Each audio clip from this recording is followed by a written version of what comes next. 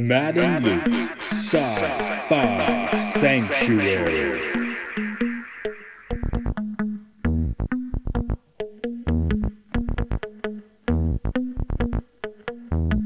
The year is 3013. The galaxy is scintillating in the mellow light. Two galactic pilgrims seek out vistas in the samurai future to bring forth the unity of the cosmic shaman. Opening the door of the pantheon of mystics, the evil sorcerer wizard powers the engine of science, seeking to forever alter the sacred balance, traveling on effervescent balls of summer fire. This week, Terminator 2, Judgment Day. In the year 1997, the world ended. That was a while ago. Yeah. 23-year anniversary of the world ending. What was the date? You know the date. August 29th, 1997. See, we're a little past it. Yeah, I think I mentioned this when we did our T1. I watched T2 in the cinema on the 20th anniversary of Judgment Day. So it's 2017. Right, okay. I was sitting there August doing the 29th, math. 2017. Yeah. They did like a 3D re-release. Right, this is the Terminating Man First Blood Part 2 today. Yeah, boy! Straight up my favorite film of all time. T2 if you want to make it short. This is Terminator Matt. 2, Judgment Day. Spelled wrong. Radio. Oh, in the original credit. No. They fixed it, didn't they? Oh, no, the because first you one. guys spell it wrong. Oh, we just Judgment has an E after the G. Oh, okay. Not in Hollywood. No. Sorry, I was trying to introduce myself. This is Matt. This is Luke. Welcome to our judgmental sci-fi sanctuary. Yeah, we're judging you, listener. Go do something useful with your life. Turn this off. This was an early multiplex movie for me, but like in the countryside. We were visiting my aunt who lives by the beach in Delaware, so I rocked this one out in Delaware for the first time in like a new mall shoebox cinema. Right. But it was, of course, still highly impressive. I think I probably saw it in the theater more than once, to be honest. I didn't see it in the theater until I went to that repeat showing because I was 2 when this came out. Exactly. I was that John Connor age. Well, I was the John Connor real age, which looks about 12. They call him 10 in this movie. Seems a little older than 10. It's got that tween somewhere vibe. in that area, yeah. Anyway, I definitely felt John Connor's exact age when watching this movie. So right. Even if technically I guess it was a touch older.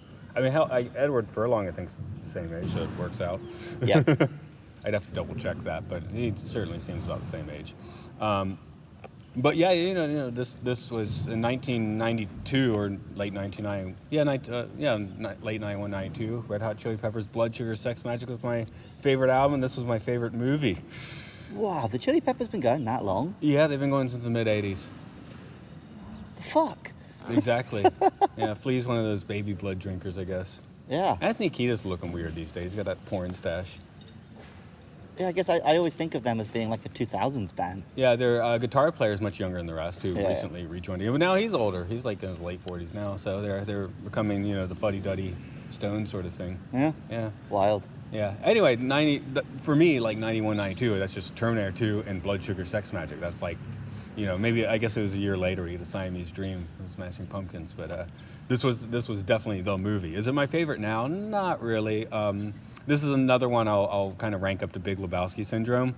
Like I was almost like halfway through, I was like, there's still like an hour and 20 minutes. I'm like, I don't really have to finish this, which I did, of course, because it's a good movie. But it's like most of the beats were just very clear to me. I think I did have a period of that. I guess, like, in my teens when I had my own DVDs and could just watch films whenever I wanted again, I watched this one quite a few times. And I guess I didn't watch it for a little while there. I did have a girlfriend who was kind of into Terminator, so we watched it a few times together. Then I guess I didn't watch it for a couple of years. And I saw it that one time in the theater and again last night. So I'm only watching it on like a 3-yearly basis at the moment. It's been quite a while since I actually sat down and got through the whole thing. I think I've told you I've had reasonably regular views of the first Terminator. But this one, I guess it was probably to the point where we were like, watching it like once a week for a while. Right. So that definitely will run it down. In the end. As I said on T1, when I was a child, and I mean like young, like 3 and 4, this was daily. Terminator 2 or Commando. Yeah, 3 or 4. Yeah, that's pretty wild. Maybe Terminator, maybe Raw Deal, just because those are the ones we had. I think Conan. I didn't like Conan as much. Nobody likes Conan as much, except for like real sword and sandal people. Yeah, which I wasn't at that age. So that's a big part of why it's my absolute favourite film of all time. Also, it just reminds me of my grandmother because she was the one I would sit and watch it with. Yeah, I mean, it's a lot of people's favorite film of all time, even now, you know? Yeah. And it's just really fucking good. It's just, this is the peak of like the big blockbuster action film, but still actually relying on a plot. Yes. Most of the action here, apart from the coincidence of turning up at a steel melting plant at the end with a cryo tank, but for the most part, it feels like things are happening because the plot makes them happen. Whereas even today, I love films like, the Transformers and stuff. Stuff happens because Michael Bay thought it would look cool. And the plot, maybe they'll write it into the plot, maybe they just won't bother. Well, it's like now your climax or your big set pieces can be like anything you want, you write the movie around them. Whereas in the past, there were a lot more limitations. Right, there's definitely that. This being a limitation-breaking film. Yeah, I was going to say, I think they pushed a lot of what people thought the limits were for this one. I mean, the sequel was pretty much on track, like shortly after the first one. The technology just wasn't there. Right. Even with the Abyss basically being kind of a demo piece for this. Yeah, definitely. But I think it helps the story that they left so long between them. Yeah. Because it means you get a very different story, right? Where you've got an actual John and everything. They actually needed to leave a little more, right? Because this movie was already in like the kind of near future. Yeah, they said it a couple of years after when it actually came out. Yeah, it's about 96, I think, right? Yeah, I've often heard the comment like Terminator's done the best job of showing the future ever because it just looks the same as today. The one other thought is this was a straight up R rating in America, but in my mind it just feels PG-13. It's slowly crept down because I think it was an 18 at one point in the UK. Then it was a 15 on the videotape I bought. I feel like it's a 12 if I buy it now. I think it's still an R in America. Like, I mean, Terminator 3, one of the big deals there was, PG-13. It's like watered down. Whereas this one was not, but all the kids went to see it anyway. I guess as long as your parents came along, nobody cared. But in my head, it's T1 was 18, T2 was 15, and then T3 was 12. Yeah, I think it's. But this one, it's still, you're kind of surprised. Like, there's still a lot of like F-bombs in here. Yeah, but I guess there's no titties and the gore's not quite as gory. There's some gore though. Like you said, with Dark Fate, Carrie was the first one to really like carry the gore line back through. Yeah, well I think after we've done some T2 chatting, we'll do a whole segment on which sequel is the real sequel. Yeah. Shall we do the story then? Yeah, let's do it. Okay.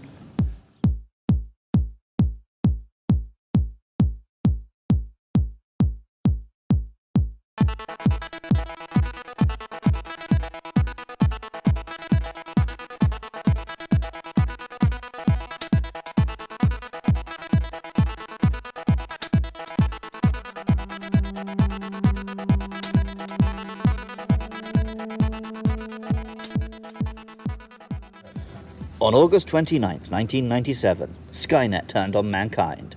The survivors of the nuclear fire called it Judgment Day, and they lived to face a new nightmare, the war with the machines.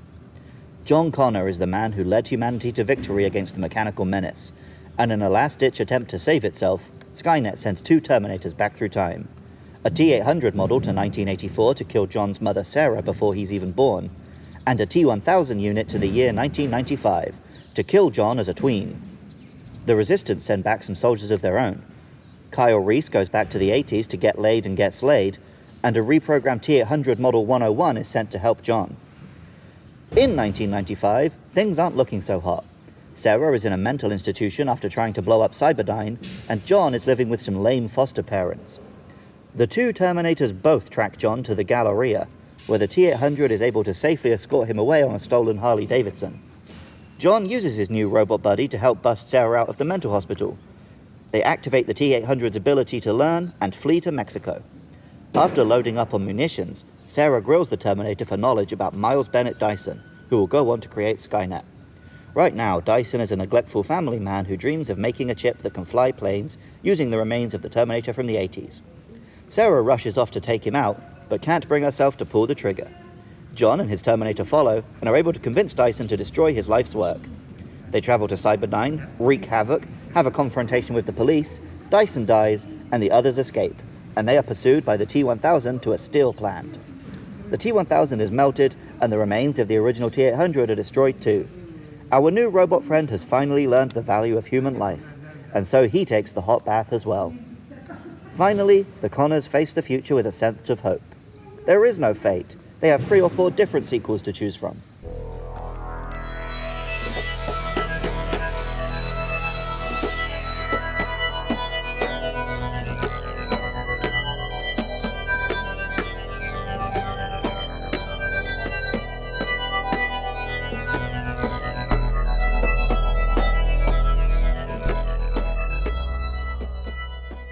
You know what we were really excited about when this came out?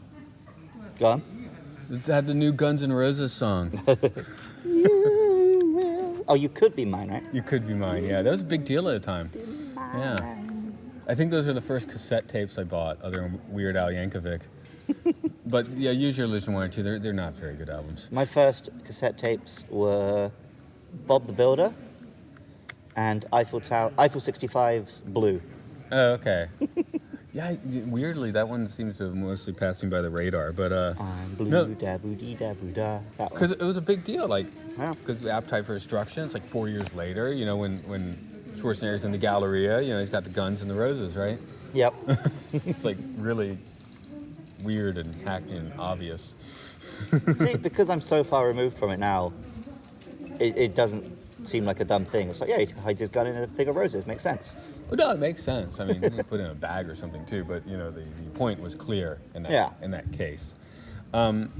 We did Total Recall. I was kind of putting that. I mean, T2 is, I guess, most people's prime Schwarzenegger. I tend to take it just a touch over to Total Recall myself. I mean, there are 2 reasons I like this one more. The first is just I want to be friends with a robot. He's more straight up the good guy in this one, and I think Schwarzenegger's at his best when he plays the Terminator. Yeah, well, that was kind of the bugaboo in this movie. It's like they needed to do a Terminator because the first one was quite successful, but the Terminator is absolutely the villain. So how do we shift that? Here is the biggest problem with Terminator 2. No one on Earth saw it the way you're meant to see it. Yeah, everyone knew that. Right, but the first 20 minutes of this film deliberately leaves it vague whether Schwarzenegger's a good guy or a bad guy. But I think he'd already made it clear in interviews and stuff. Exactly, so. that's what I mean. So no one got to see this film how you're meant to see it. Because the film is made as if you don't know. Right? But all the press, all the commercials, all the trailers completely fucked this film. Yeah.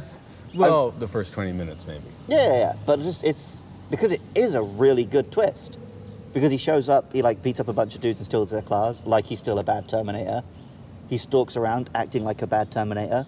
You don't explicitly see that the T-1000 is a machine for a while, because you don't see him change into the cop. You just assume he stole his clothes, right? Yeah. But yeah, I definitely remember going to the theater.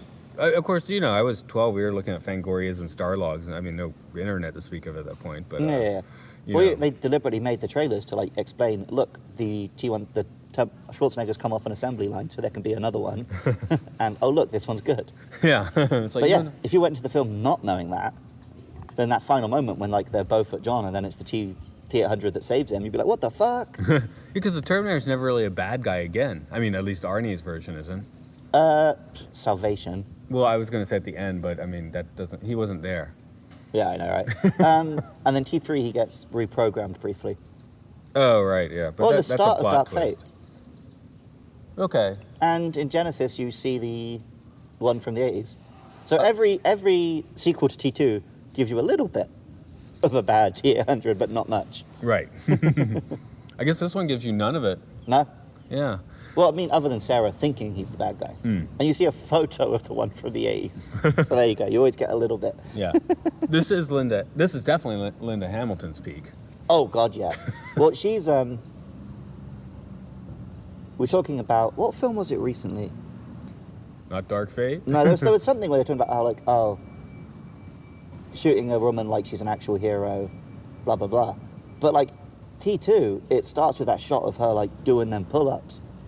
And, like, at no point is she presented as you're meant to find her attractive. She's just a fucking badass for this film. I did notice something, though, when she's having her Kyle Reese dream sequence in the psych ward. Oh, here comes a large one. 2 large ones. Yeah, Luke's apartment just has banging outside, so we've been trying to recompensate, and it's not quite working. Although we are sat surrounded by like little children's rocking horse things, so it feels like they should all be on fire. Yeah, that works for the... No swings. I think we need some swings too, but... Yeah, that squeak of the swings is what you need. There's some other squeaks elsewhere. I mean, I guess just like loud machinery is kind of appropriate for the Terminator. I'm not going to complain. Oh, where was I? I was just noticing in her psych ward dream sequence with Kyle Reese in the special edition, right? Which is what we were watching. She does have like kind of a slip, like not like a psych ward thing in that dream. Yeah, she wasn't. And also, when we finally see the full dream and she's looking at the children, she sees herself in like the Terminator 1 waitress outfit. In the worst 80s hair ever. Yeah, because she can't redo it anymore. But yeah, Linda Hamilton is phenomenal in this film. And like, she goes so far the extra mile that's why none of the other Sarah Connors measured up after her. Is this the John Connor? It matches up. I mean... You mean the John Connor we briefly see in the opening? Oh, that's the best older John Connor, isn't it? Right, yeah. But, well, yeah, because you can't see older John Connor. We didn't say anything. It doesn't work, exactly, yeah. But I'm talking about John Connors we actually get to know on screen. I mean, this is still the best one. Yeah, well. I kind of like him. It does what I like about him is he has like Sarah's strength, but he's not a machine. Yeah, he's not jaded like she is. His power, which presumably is what would have made him so effective in the future, is like his hopefulness and his friendliness. Well, and ingenuity. That's how he would have united. I mean, he already has the ingenuity in this movie, right? Yeah. With his pin code hacking, which I still don't know. Well, and it was his idea to activate the switch on the Terminator as well in the extended edition. He's making strategic decisions even as like a whatever. I guess 11-year-old would be the right thing since we've now targeted 95. Because he's been deliberately raised that way by Sarah, but also just because he's just a smart kid. I've met so many girls who had a big crush on Edward Furlong when they were a kid. Yeah, he was on the cover of Teen Beat and stuff. Yeah. But he's like, he was the original Anakin Skywalker. Works much better here, I guess. No, but I mean, he was like child star and then his life went to shit. Yeah. Yeah, he did manage a couple other good movies first, but no, I mean, if I'm talking actors, I mean, Christian Bale's obviously like a way heavy hitter of an actor, but as far as John Connor presentations, Eddie gets the... Yeah, well, Christian Bale's John Connor ruined that film. Yeah, he wasn't supposed to be in it that much, right? Right, Sarah Connor Chronicles, John Connor's pretty good. Wait, one more time? Sarah Connor Chronicles, the TV show. Chronicles, that's the word I missed, yeah. Yeah, that John Connor's pretty good. That one's fine, but that show, it's good, but it never quite achieves liftoff, I think. No. I guess because it's not a James Cameron movie, it's got that going against it. T3 John Connor was a real, like, wet rag. He was nothing. He's just there, yeah. There are things I like about that movie, but he's not one of them. Right. The other actor, obviously, we need to hit is Robert Patrick, this is pretty much the only thing that really ever took hold with him. He did like some X-Files, I think. Yeah, he took Fire in over. the Sky is a good film. We're doing that eventually. Yeah, I mean, he took over from Mulder, right? But I mean, that's a pretty thankless job. Right. Even if you're the T-1000. Also, apparently, I haven't watched much X-Files. Apparently, his character, a big part of his plot is that he has a photo of a boy that he's trying to find. Have you seen this boy? And then, Wayne's World. Yes, Wayne's World 2 cameo is quite wonderful. Was he Wayne's World? No, he's Wayne's World 1, isn't he? Because the dinosaurs Wayne's World 2. I'm not sure. And I remember thinking, like, this isn't as good as the Terminator 1, which was way more subtle. Yeah, you might be right, anyway.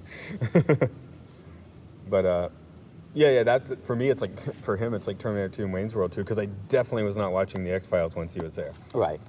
He's really good, though, because he's got that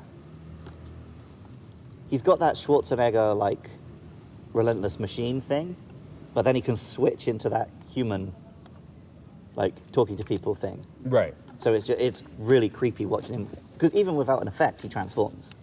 Yeah, well, we get to see him smile a very different way than we get to see the T-800. They keep saying T-101 in this movie. So T-800 is the type of Terminator he is. Model 101 is the model, which I think means 101 is the one that looks like Schwarzenegger. Oh, okay, there we go. T-800 is the skeleton inside. Okay, when I was writing my notes, I was like, he's T-800. That's the one that I guess has taken hold. I was like, why are they saying 101? But okay, I guess that's why. That's what I've always assumed, because they talk about T-600 had rubber skin, T-800 has biological outer skin. Yeah.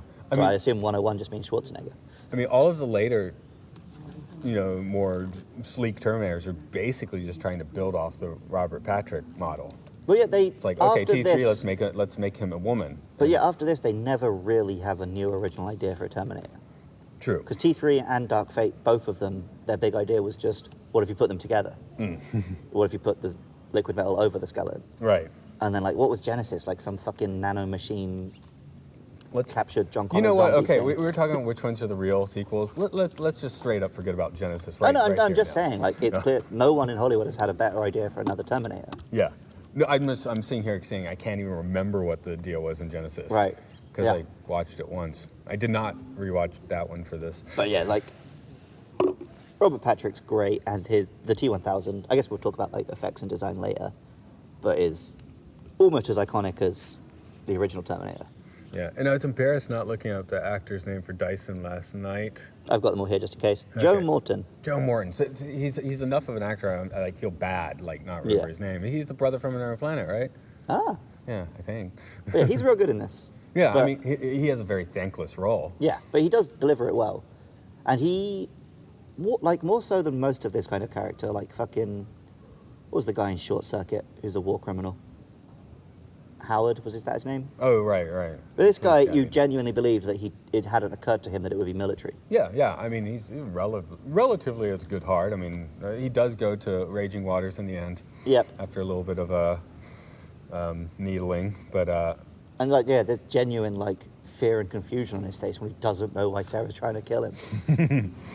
That said, they did kill the black guy again. Yep. Which is, yeah. But the thing with Terminator, they kill everyone except the Connors. Yeah, that's true. Every film, so can't get too annoyed. Good point. And his death is great, just the... Better get out. I don't know how long I can hold this. Yeah. Yeah. No. I think it's a pretty glorious death, that explosion. Yeah, it's definitely good stuff. Was that the biggest explosion on film at the time? It must have been close. Maybe Hudson Hawk or something had a bigger one, but no one watched it. So I remember that was around the same year, I believe, and was supposed to hit as hard as this and got completely forgotten. Do you even know what I'm talking about? I heard the name, I can't remember. Is it Bruce Willis? Yeah. I always get Hudson Hawk and Dick Tracy confused.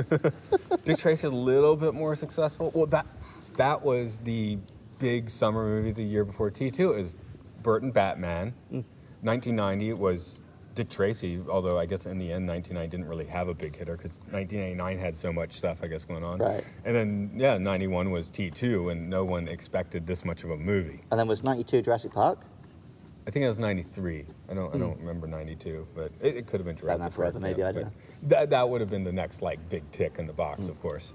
But I mean, this is the first time they really pushed the movie 2.5 hours. Yeah. Because Batman and Dick Tracy are still somewhere around 90 minutes to 2 hours. But this film fills those 2 hours. Yeah. You get a lot of 2.5 hour films now and they drag. But this one doesn't. Yeah.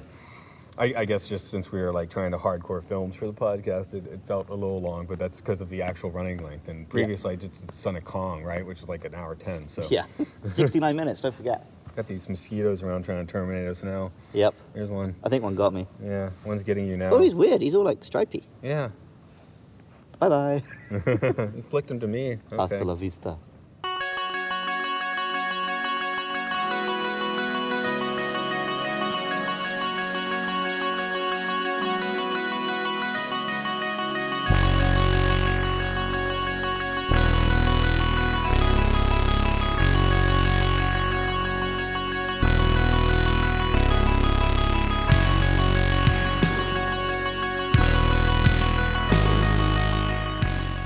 I got a couple other minor actors I want to touch on.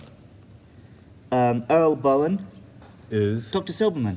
Oh, right, because he's in every Terminator movie somehow. He's in 1, 2, 3. Okay. Is he in Dark Fate? No, that's the one thing Dark Fate didn't have. Ah, okay. I don't even know if he was still alive by Dark Fate. That may have been the case because he didn't look so young here. No, he's alive. Okay.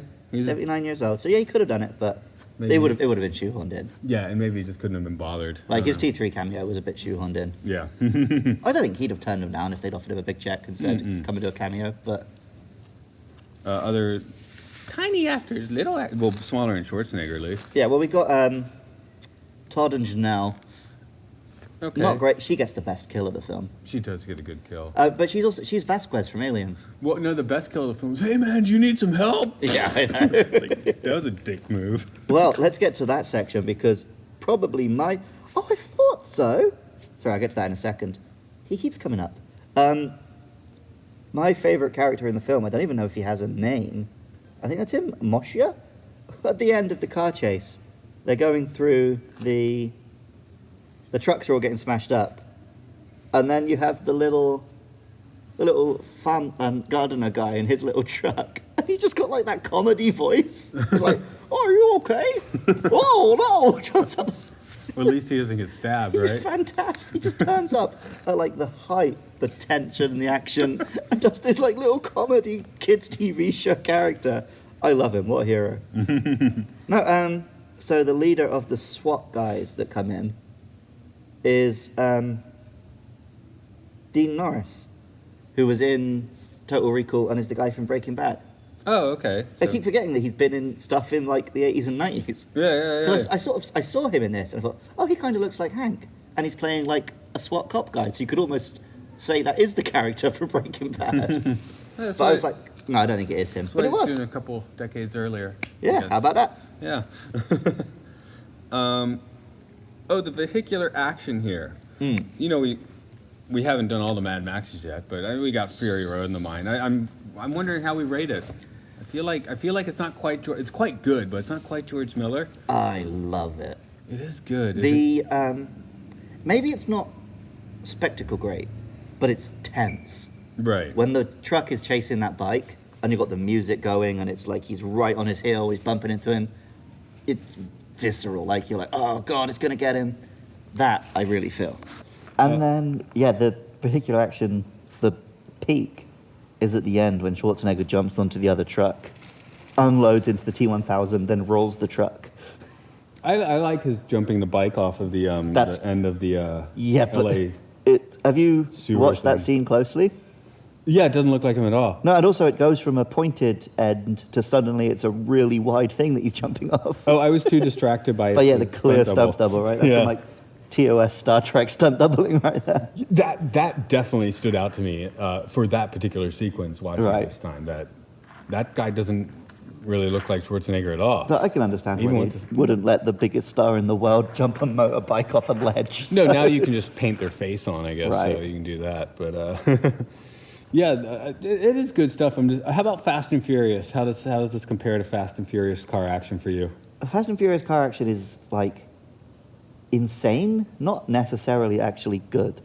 Right. Okay, whereas this one actually is like well made and stuff. You never feel like you're like in the seat with them in Fast and Furious. You're just enjoying seeing some nonsense. Maybe in the earlier ones where it was more about the car racing, but then it's just racing. It's not like wild like car crashing chase thriller stuff over right? the ice and strapping yourself to torpedoes and stuff. Yeah. Whatever he does. Yeah, I love all that shit, but it's not really.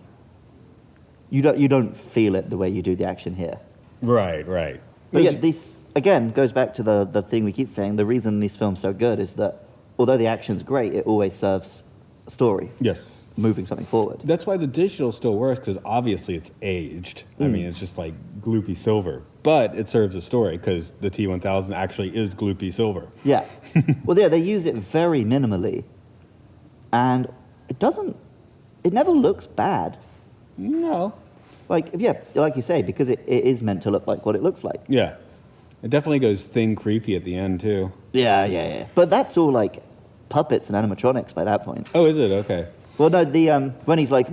Yeah. When he melts, it's CG. But one of the famous things about this film, the CG was so... They were trying to do things so ahead of their time, they basically just had to stop and paint every frame.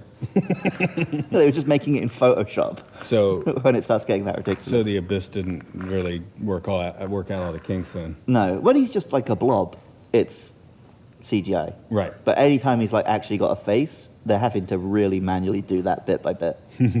But it looks amazing. Yes. And it just gels so well with Robert Patrick's performance. Yeah, I guess my one disappointment is just how quickly the sunglasses disappear. He definitely looks cool with them. Yeah, but then the way he puts on the sunglasses is like, people who don't like T2, they always point to that being the scene where it's like, see, it's not as good as the Terminator, because the Terminator, he puts on the glasses for a reason. It's so here it's just like, Schwarzenegger looks cool in glasses, so he puts them on to look cool, and then Bad to the Bone plays. But you have to be in the right mood to just go along with that kind of a ride. Yeah, but I mean, come on. We have to admit there's, Schwarzenegger star power coming in at this point, so you can't. God, yeah. Yeah. The first one is The Terminator, starring Schwarzenegger. T2 is Schwarzenegger, Terminator 2. Exactly.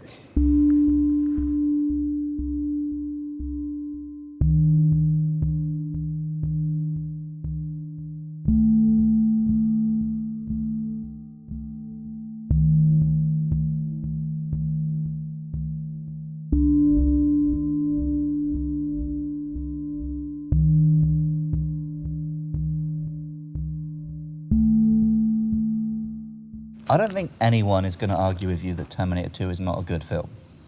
But is it a good sequel? It kind of makes the Terminator the prequel, doesn't it? In a way, yeah, it's very huge. So if the Terminator is your jam, which I have mentioned before, for me, like, I kind of do, in the end, prefer the first one a little bit. So in that way, I guess it's, I don't know, it builds on everything, right? Yeah. I mean, to me, I like them as a pair. They work quite well as a pair. You never knew them not as a pair, so. Exactly, yeah. But Terminator's time travel rules are very solid, right? When we watched that film, we were like, everything in this film works by its own rules. Right, here it's getting G2 comes in and breaks those rules. But that's the no fate. You got the no fate tattoo. Yeah. So I don't mind that, because it's like the sheer force of Sarah's will changes that. Well, yeah. Changes the rules of time. I love that. If what did I just hear? The way to contact the beyond the spirit world is through imagination, right? Mm-hmm. So her imagination is quite fierce. Yeah. She refuses that future and she manages to change it. I love that. But so if you're just like a big old sci-fi nerd, I can see it being very frustrating that it doesn't stick to the same time travel rules. Yeah. So time travel rules aside, I guess the question at hand is, which is the best sequel then? Are we getting there now?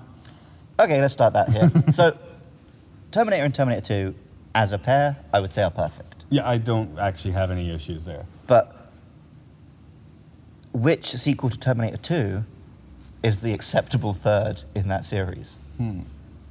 When Terminator 3 came out, and so it was just a trilogy, T1, T2, T3, I really enjoyed that film. Same here. I love it as just, like, I think I said it in Terminator 1 podcast, it's just a 90-minute roast of Schwarzenegger. Yeah, it didn't push the ball forward in any way. It didn't do anything new. But it's reasonably satisfying just to enjoy some Terminator action. Right. And I do love the end scene with the apocalyptic, hidey hole. I love it for the balls it had to do that. I hate it because it fucks over everything I just said that I love about T2. Yeah, so, okay, that makes that somewhat bad. The whole message of T2, like, there is no fate, and then Terminator 3 turns up and says, there is fate. Okay, so let's look at Salvation and Genesis as sequels, I guess? Salvation could be a sequel to 3 if you squint. Okay. But, see, I don't hate Salvation. I don't feel much about it either way. It feels like just a little spin-off. Salvation and Genesis both. Salvation maybe I've seen twice. The first time I convinced myself to like it, and the second time I didn't like it so much. Genesis I watched once and didn't have a bad feeling coming out of the theater, but have basically never thought about it since. Oh, and while I do like the actor, that John Connor is absolute crap. Yeah. So Salvation I watched in the theater, then bought the DVD and watched quite a few times. I like it just because I like seeing, Terminators and robots and fighting. I don't think it's a good film or an interesting plot or has good performances or matters in any way. Right. Genesis I saw once and hated with an absolute passion. And it, basically broke down my relationship with my parents who told me it was good. But, I guess the idea is here in 2020, we have mostly scrapped those movies or made them like weird alternate realities because James Cameron, not directing, but obviously was back producing with Dark Fate and had a hand on the on the emotion of that movie. So is that make it the most legitimate? George Lucas certainly didn't do the best with his creations. Right, yeah, I don't necessarily think that is what makes it the most legitimate. But having gone back so this week I watched Terminator, then the next night Terminator 2, then the night after that Terminator Dark Fate. As a trio, they work. I think so. They all feel like they had things to say. Mm-hmm. Sarah Connor's and Linda Hamilton's progression through the three films works fantastically. Schwarzenegger is playing a different role in each one really well. Watching T2 again, there was definitely sort of a pallor over John Connor if you go with Dark Fate as the next one, because, all of this is for naught because he's about to get capped. In Terminator 2, the start of the film is like, no, we must protect John. But then it's kind of John is like, no, there's more to it. Mm-hmm. It's John who decides, no, let's save Dyson and try and change the future. So John Connor would be cool. So with John the plot. Connor does, although when we get to Dark Fate, John Connor doesn't survive, he did save the world. Right. Him and Sarah saved the world in T2. For a while. And like we did mention, it seemed the body count was lower in the Dark Fate. Well, they T2. saved the world from Skynet, it's just that there happens to be another AI later. Yeah. But who knows, maybe Danny could save the world from that one, right? So although there is a sad end to John's story, I don't think it undermines his character arc in T2. Because everyone else just wanted him to hide in a bunker and wait for Judgment Day. Right. And he's like, no, let's save the world now, even if it puts me in danger. It just makes T2 a little more of a bummer than it used to be. A little. But what I love, I think if I look at the series, the three films myself, it definitely peaks in T2. T1's good, but not quite enough spectacle, and I like Arnie being the good guy. Mm-hmm. T2 is just perfect to me. And then Dark Fate is not as good as T2, probably not even as good as T1, but it doesn't shit the bed. Oh, not at all. And I think those three films, if someone asked me what is the Terminator trilogy, I would happily say Terminator, Judgment Day, Dark Fate works. I'm pretty much down with that, with the others being like, your alternate world graphic novels or something. Well, Salvation, I do just see as like, here's a fan film about the future. Fine, it works.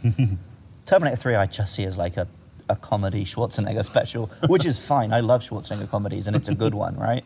But of course, it's not part of the real Terminator series. Right. Genesis doesn't exist. And Sarah Connor, until Dark Fate, I would have said that was my real sequel to T2. Yeah, I agree, But again, it doesn't do anything new. Well, something that people don't give enough credit is the films really are Linda Hamilton just as much as they are Schwarzenegger. Big time. I think that is one of the biggest factors in what makes Dark Fate feel like the truest third film. And I think everything else I love about Dark Fate probably came from having Linda in there. Yes. Because they had Linda in there, then they could do something new with Sarah's story, then they could have a new message, they could actually do things. So yeah, I think, maybe more than Schwarzenegger, Linda is the key to a Terminator film. Well, she is. Because she doesn't show up till quite late in Dark Fate. She's the protagonist, right? Yeah. Of these films. It's like, she's the protagonist and Schwarzenegger is the special effect, the gimmick. Yeah. It's like, Some good one-liners. in Iron Man, Robert Downey Jr. is the protagonist, and then the Iron Man suit is a special effect. Schwarzenegger's like that suit, right?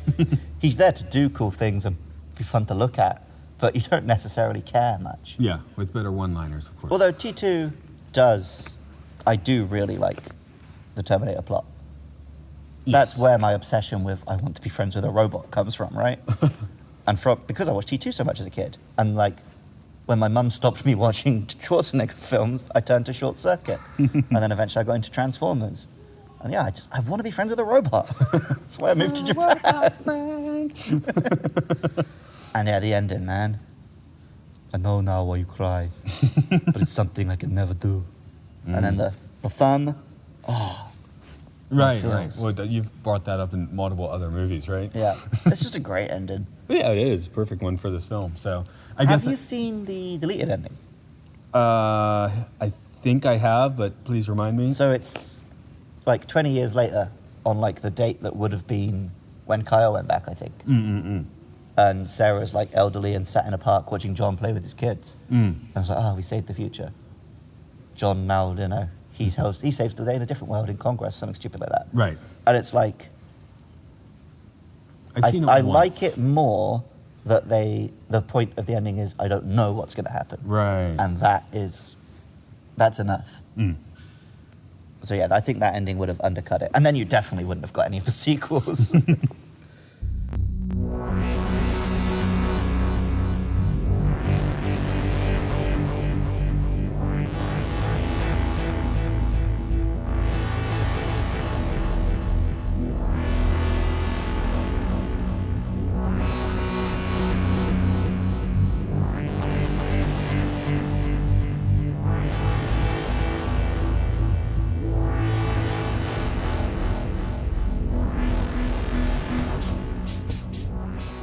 Okay, so I love the action, the spectacle, special effects, obviously. I love the characters and the story. I love Schwarzenegger and his one-liners. I love Schwarzenegger's muscles. Although, he's not quite as big as he was in T1, but that was bodybuilder Schwarzenegger. Yeah, I was about to say, This is actor he's not quite Schwarzenegger. commando, yeah. This is actor Schwarzenegger, though, Yeah. but he's still insane. No, he was pretty ripped through the 90s. Yep. The thing I forgot to mention is I also love the music. Yeah. Like, you brought up, like, Guns N' Roses. Guns N' Roses and stuff like that. I could take or leave. But the score is amazing. Yeah, it's got those nice synthscapes and all that. Yeah, And swells when it needs to. Yeah, the bit I forgot, which T1 and T2 have, but none of the others have, including Dark Fate, is when it gets like techno and synthy and 80s and sci-fi in the heroic moments. Yeah. The one I always remember from T1 is when Kyle busts her out of the police station. Right? You start getting that real like 80s stuff. I love that. Yeah. And you get a few moments of that here as well. Normally when Schwarzenegger's fucking shit up. Guy's Gatling gun, whatever, yeah. Minigun. Fun fact. Do you know how they moved that thing around on set? With a Gatling gun? Yeah, the minigun. Yeah. Schwarzenegger. No one else could lift it. So if they wanted that to be somewhere, they had to get Arnold to move it. Did they pay him extra, like union wage? I don't think you can pay Schwarzenegger more than they already did. Like, I just thought they'd also like tack on like a little union wage for. He's probably not part of the union though. Yeah, Not no. that union. The union so. probably complained that he was moving it and demanded a crane. Yeah, as well, I'll say. Well, that's the thing. For him, it probably wasn't even difficult to move it. What? You guys have a problem with this? I don't get it. This is the last of like the... Because I've always had this theory that all through the 80s, it must have been in his contract somewhere that he has to have some feat of strength in every film. Whereas this, I guess you've got him dragging open the safe and you've got him holding a minigun. But it's nothing like throwing cars down hills and stuff. Well, and he had to carry around the minigun. I mean, Yeah, that's behind the scenes, I guess, but that's Yeah. a show of strength. But yeah, That's a one real of the show. iconic images of this film is either him on the bike or just him with that minigun. Just... It's not very mini, is it? No, I think they're mini because, like, in terms of the things you would put on a vehicle, they're mini. Or a they're not meant to be battleship, held right. by people, right?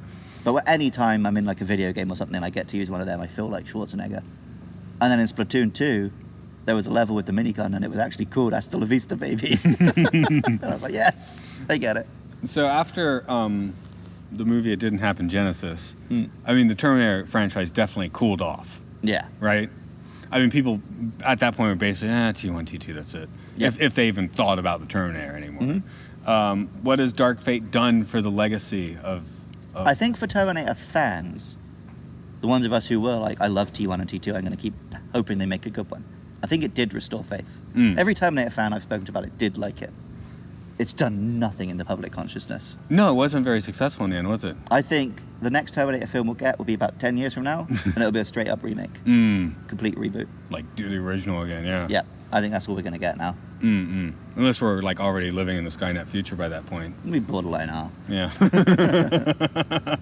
I think it will be a good film. It will be interesting in the way that it uses the modern drones and stuff. I think everyone will hate it because it makes too many changes to the original and doesn't have any of the charm or the gore. Yeah. Like the RoboCop film. Yeah, exactly. Well, that was what was coming to mind for me. Yep. Well, in 10 years, will we really have a functioning Hollywood is question one. Well, no, it won't be made in Hollywood. It'll be made in wherever films are being made then. Yeah. Bollywood, I guess. Yeah. I think there's been like 10 Terminators in Bollywood. Yeah, or Turkish remakes of Terminator. I don't know.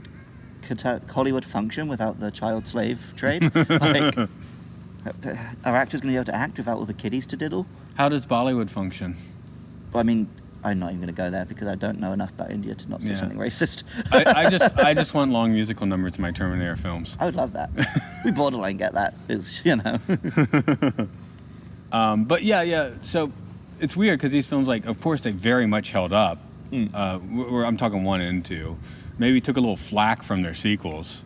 3, not so much. I mean, I don't think that really soured anyone's taste of the Terminator franchise. Just like, oh, it's like whatever. No one was up there saying it was as good as the other 2. Yeah. But we all just enjoyed it for what it was. Salvation and Genesis, though, got people, like, I think a little raw on the franchise. Maybe I'm remembering wrong. I don't think anyone thought anything about Salvation. Just like, oh, that came out. Okay.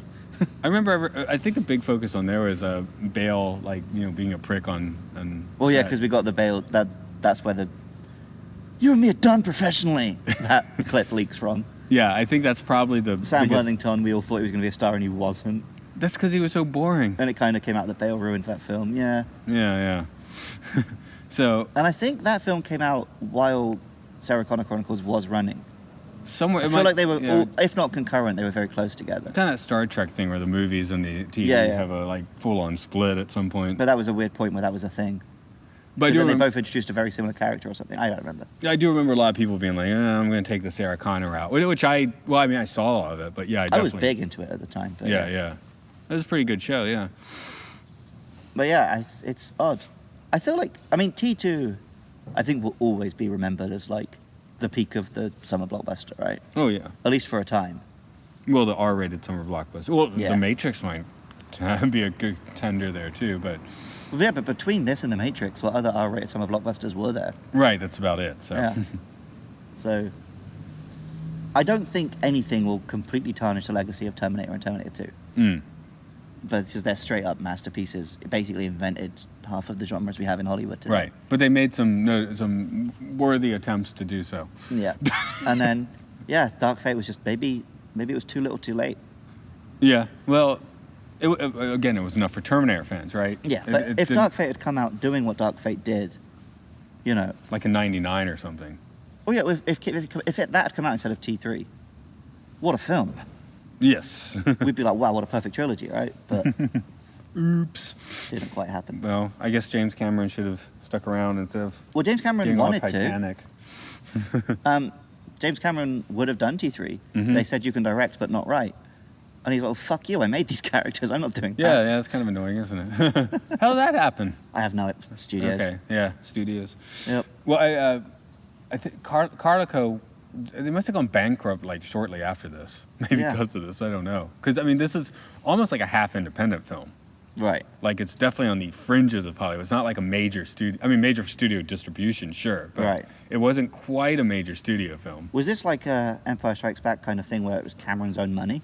I think it was more studio than that. Right. Because the Star Wars all the Lucas Star Wars are basically straight up independent films that are being distributed. Yeah. This one I don't think is quite that far on, but I mean, it was on like a smaller studio, right? Then got... Now we have, 8 credits at the start of a movie because of that, so... Yeah. Well, yeah, because when I watched Dark Fate again, I'd forgotten it has Tencent in the credits. As what? Tencent. Oh, really? Yeah, the big Chinese company. Yeah, so because they show you 8 now, it's like boo, boo, boo, right? Yep. This is still at least that one because it's this one somewhat middle-range studio doing it, like Orion or something, or Orion doing Bill and Ted, I guess, which they did stick at the new Bill and Ted, which is pretty fun because I don't think we've seen that logo for years. Yeah, I don't even know if that company still exists. They or Cardico for had the license to stick it in there. Point, exactly. Yeah, so T2, we still love it. Yeah, we always ask the question, does it hold up? And that feels kind of moot on this one. We don't really need to do that. I mean, we already talked about kind of the message of the movie anyway, too. So, I mean, no fate, basically. Is I've got no fate tattooed on my arm for a reason. Right, fate. Have I told you what a depressing number of people have thought that tattoo said? What? They've only seen half it and thought I had no fat chicks tattooed on my arm. No, it'd be a horrendous thing to have. you remember my first reaction? You think I said no fart or something? No, I had somehow I decided you were obsessed with Lost or something, which I think he actually wrote Not Penny's Boat, and somehow I said that it was no fate. I mean, I did really like Lost, but I never got as far as getting Not Penny's Boat tattooed on me. Right, exactly. I once watched an interview of a guy who had 20 Lost tattoos. Did he have a Not Penny's Boat one? Probably, but he had the lighthouse, he had this and that. The one I remember was that he had the lost numbers on his wrist. But that's not okay, buddy. That's bad luck. Well, just don't get numbers on your wrist. Oh, right. Well, oh, you mean like right here? Like, yeah, like right there. That's where you get 'em. forearm. Yeah. Wrist? I was thinking like a circle around the wrist. Oh, which- no, like on the, where you've cut okay. a few Yeah, things circle off on the wrist. I wouldn't do that, but I could, Yeah. that at least wouldn't piss anyone off too much, I think. But yes, Right. if you have them going straight down your forearm, that's a bit of an issue. it. Yes. If you want to talk to us about issues, where might one talk to us about those issues? You can find Matt's music. Just talk about... Fuck it, I did it wrong. You can find the podcast on Twitter at MLSFS and you can find it on Facebook if you search Matt and Luke Sci-Fi Sanctuary. It's on iTunes and your podcasting app of choice if you search Matt and Luke Sci-Fi Sanctuary. Please leave us a rating and review. I don't even know if we've ever had one. It would be nice. No one cares. Early November. Are we thinking Monster Hunter or Pokemon there? The reason I flubbed then because I didn't know what I was going to plug. Oh, okay. You played Mario, right? Yeah, I was just. Do you remember the playing Shy Guys? No, not the Shy Guys, the Dry Bones. Yeah. The little skeletons. Yeah. They can only be killed in two ways. Freeze them and shatter them, or drop them in magma. Right? They're T-1000s. Oh, yeah. Anyway, it's the 35th anniversary of Mario this year, and I've been doing 35-second reviews of every Mario game. So you can find them on my Twitter at Buskalily, on my Instagram at Buskalily, or on my YouTube channel at Buskalily, but with ones instead of L's. You set a timer? Well, I just record a 35-second review, Okay. and then edit some video under it, stick it on. I guess some people are into short. Yeah. Okay. Because we're It'd not. be a bit of fun. Yeah, we're not so short here, are we? No. No, we Oh, no, won't. yeah, the reason I'm plugging that is because I'm not sure which of my other podcasts to plug right now. Okay. You're probably sick of hearing me mention them anyway. Follow me on Twitter, you'll know about the other stuff I do. It's something new. It's cool. My music's at rovingsagemedia.bandcamp.com. There we go. I guess it's better when you do it anyway. Okay. I know you have a way out of this podcast. Or not. I forgot what I was going to say. No, I did have one. Oh, I'll give you a minute to work that one out. Maybe some like. No, because he says like something dickwad. Oh, I'll do the hold music while you're thinking about it. Get out. Okay, Let's go sure. with that one. That was at one point the only line that was in all three Terminators. I'll be back on the third. No, he keeps doing like variations. She'll be back. That's I'm cool. back. That's cool. Oh, Terminator 1 and 2 are the best I'll be backs. Right. Anyway, listeners, we'll be back. You'll be back, I hope. Your mum will be back.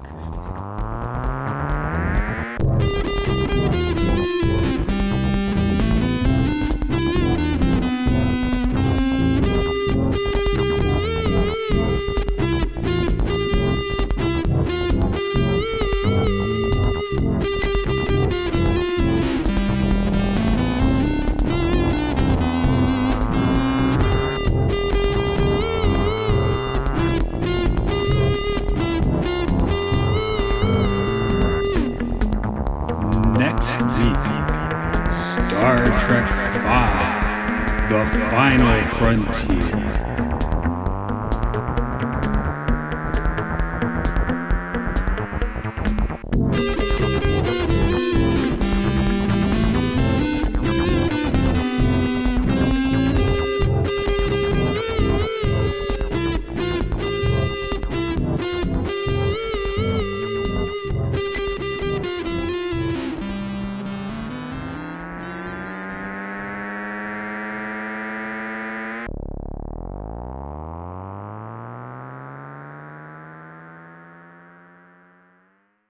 Racing boards highlight deep intensities of the chessboard.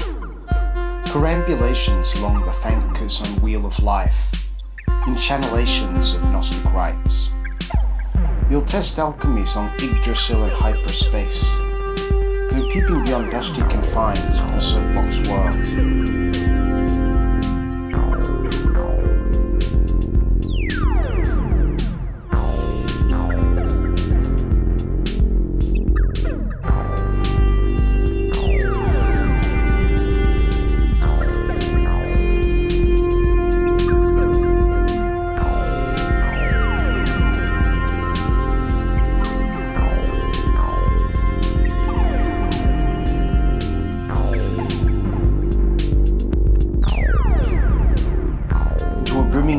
Starscape celestial stream, 7 branches of primordial Euphrates delta, multi-dimensional junction points accessing soul planes.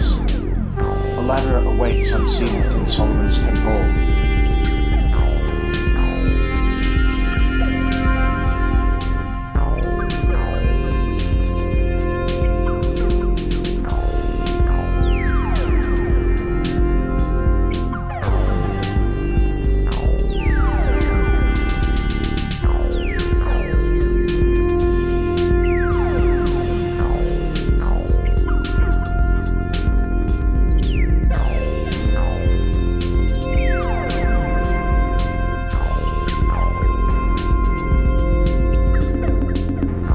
Equidistant between the poles behind the golden door.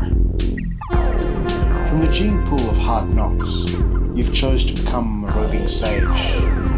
Look upon the next equinox, the bardo rider of the purple age.